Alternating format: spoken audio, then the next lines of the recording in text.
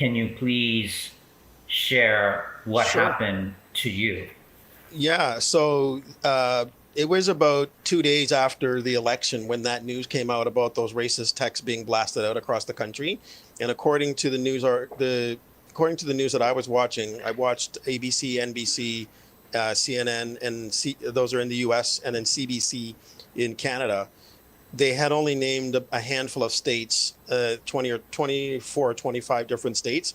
But since then, I think it's been Well, everywhere. that's And half they the didn't mention country, Canada. Yeah, but 25 it's more than that states. because I've talked to people from all over the place. It's I mean, I'm saying it's everywhere, but I could be wrong. But even if it's only 25 states and Canada, because it's also happening in Canada, okay? Because the story that you just recounted was about my client. What you were just talking about was my client who we support with our virtual assistants. So to your audience, I have a virtual assistant agency that I run, and my team is here in the Philippines. So our clients are around the world.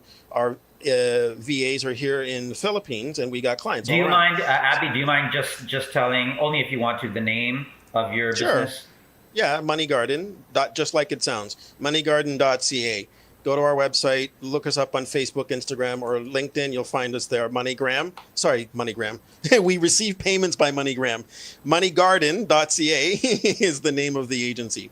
So anyway, so we have this client of ours that's in Canada, and we have two VAs that are working for him, helping him with his business. So they do their thing, and life is great, and we're just it's just a business as usual, helping this gentleman promote his business. So he happens to be a Jamaican Canadian living in Toronto, Canada.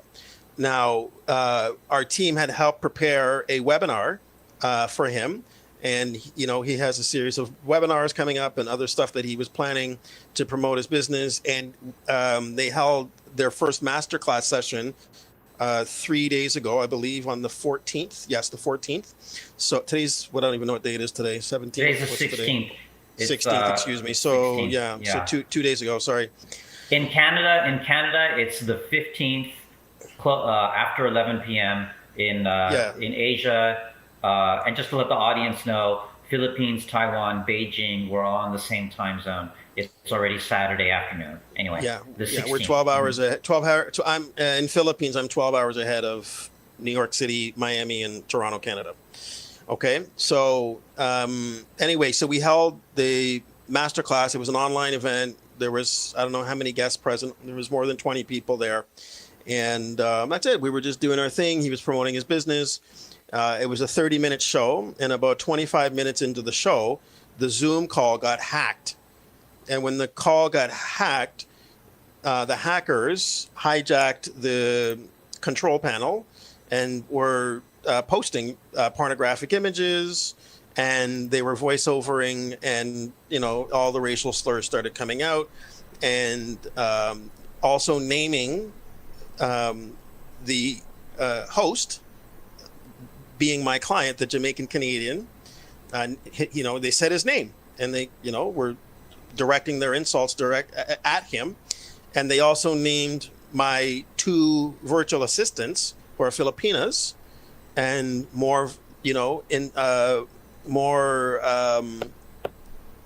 racial insults were hurled towards them, and then insert more pornograph. It went on for about four minutes. We were completely hijacked, and so needless to say, we had to um, cancel the meeting, shut it all down, and run for cover. And that was it. And then it was apologizing to the guests, and you know dealing with what you can imagine, a guest who's attending a webinar, an information seminar, just to have a few minutes of an information seminar, and then you're having to see and hear that.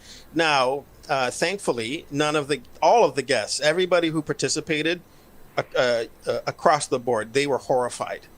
They were horrified, and for us, they were horrified, but they were more concerned about us and asking us if we were okay, because we were the ones putting ourselves out there. And then for this to happen, they're like, are you guys okay? Like, don't basically reassuring us that in spite of what happened, don't let that affect what it was we were trying to do as far as business was concerned, because we were just there running a promotional event for our client's business.